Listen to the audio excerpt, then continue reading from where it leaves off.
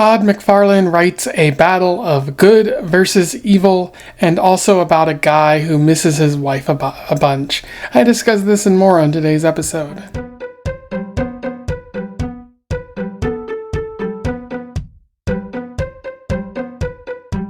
Welcome back to Around the Weird, a booktube channel where I talk about all the unusual and out of the ordinary literature that I've found in my travels. Today I want to talk about a comic book series that I've been exploring, one that focuses on hell and undead soldiers for Satan or Malebolgia. I am referring to Spawn. I'm specifically focusing on issues 1 through 10, which was published in this compendium by Todd McFarlane, and that was originally published in 1992. This is a hefty-sized compendium right here. It has the first 50 issues, which is pretty cool. I do intend to explore as much Spawn as I can. But for those who don't know, Todd McFarlane is a Canadian writer who primarily writes and illustrates comic books. I think he's illustrated quite a bit more than he's written for, but he's written for Marvel, DC, and Image Comics, which he is the president of Image Comics, which is impressive. And he's mostly known for creating Spawn, a pretty interesting series that was later turned into an adult cartoon, a movie which was not very well received, and video games as well. And I've always heard about Spawn and have been interested in checking it out. So I'm sort of doing that with a couple of friends. My intention is to read it 10 issues at a time, because it would take way too long to summarize and effectively talk about 50 issues in one sitting. So I'll be doing that over the next few weeks.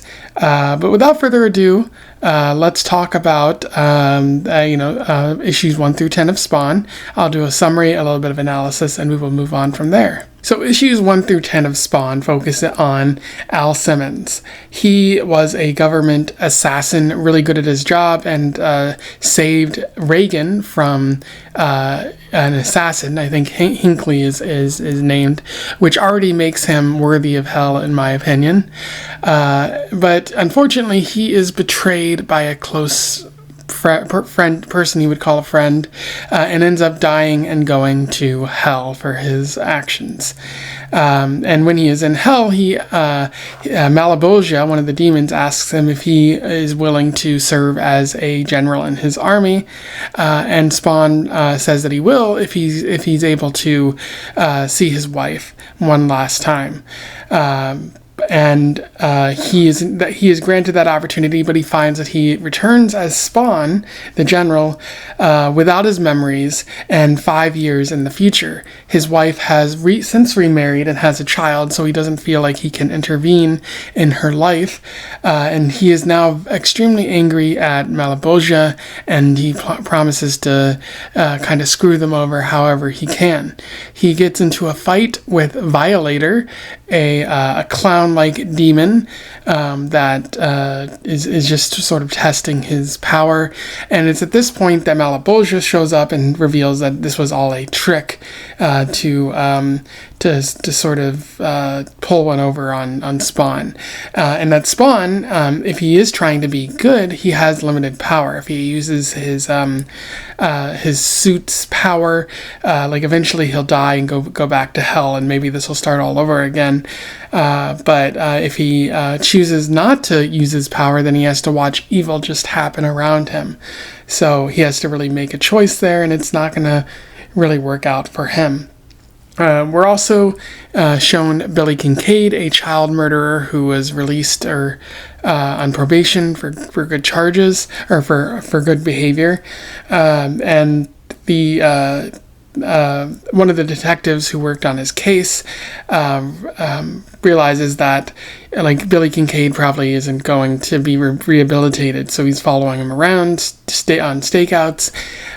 This is Sam Burke and his partner Twitch, these two would later have their own comic series.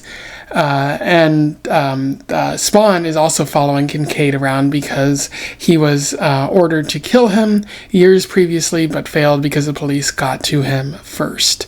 And he, in fact, manages to kill Kincaid in a pretty violent way.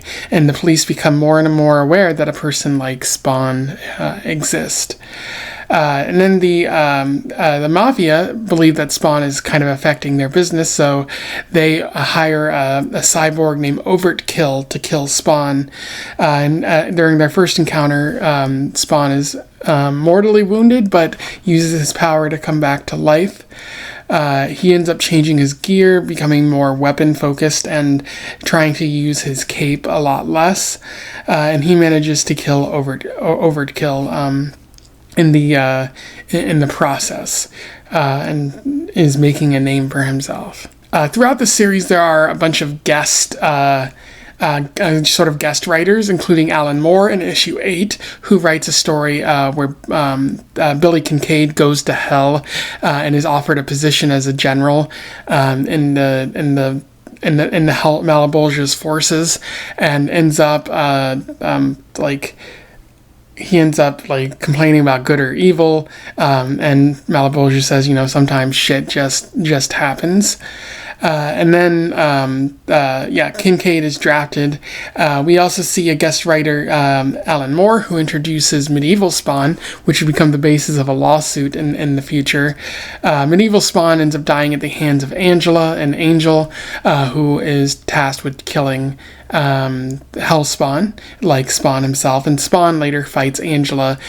He manages to get the upper hand and she runs away, but she leaves behind a sort of device, which someone tells him not to press the button, and he presses it and sort of gets vaporized or something like that, seemingly dies. And then in the 10th issue, there's a bunch of dreams of hell, of him not really being Spawn, of a bunch of other superheroes like Spider-Man, Superman, Batman reaching out for him, which seems a bit arrogant given that McFarlane had only written 10 issues of this series at this point, and to compare Spawn with Spider-Man at that point is a little bit arrogant there. But he's also introduced to Cerebrus, who was written by Sam Niles, I think, who was another guest writer at this time. And then he also envisions himself being around Wanda and his sort of daughter, Cyan. Cyan being the daughter of who Wanda got remarried to. And then I saw in issue 11 that was sort of revealed to be a dream of sorts, which doesn't really make sense to me, but that's where that ends there. In terms of analysis, there's a fair bit to talk about in issues 1 through 10. The main thing that McFarlane is seemingly writing about here is the deal with the devil. Spawn, or Al, whatever you want to call him, he makes the classic devil's bargain, where you make a deal with the devil for something obtainable, longer life or success, and it ends up coming back to bite you in the butt. But here you have Spawn making a deal to get out of hell and go see his family, all for the sake of being a general or a warrior in Malebolgia's army. And it seemingly happens, but Spawn loses his memory. Malebolgia has tricked him, as all devils tend to do, and Spawn is sent 5 years in the future and has lost his memories and can't seem to recall what happened to Wanda. And when he does find out what happened to Wanda, it turns out she's married with a child, and Spawn doesn't want to interfere with that. So Spawn's forced to watch his wife move on, and he really has nothing left but the costume, the outfit, which grants him remarkable powers. And Spawn wants to use those powers for good despite the devil. But he finds that because of Malebolgia's tinkering, he can't really do that. If he uses his powers, eventually it'll run out and he'll die. He'll go back to hell, probably be tortured or forced to do this all over again. He has limited ability, and he often has to rely on his own cunning, his skills as a former assassin, and a lot of heavy weaponry. And if he doesn't use those powers, he just has to watch evil happen, which certainly wouldn't make anyone feel good, especially if they knew that they could stop it. And it's also interesting because in one of the issues, the one that Gaiman Guest wrote, he says that all Hellspawn eventually reach a point where they're hesitant to use any amount of their powers, relying on cunning and sheer survival skill, which is pretty fascinating. But it shows like how well the devil is able to sort of make the spawn into his weaponry, or like to prevent that weaponry from being used against him. And I do think McFarlane manages to capture desperation particularly well here, showing Al Simmons, doing anything to get out of hell and see his wife again, and then, struggling to survive and fighting anyone he comes across, even if it kills him and he has to use his power a little bit. It's a real rat race for him now.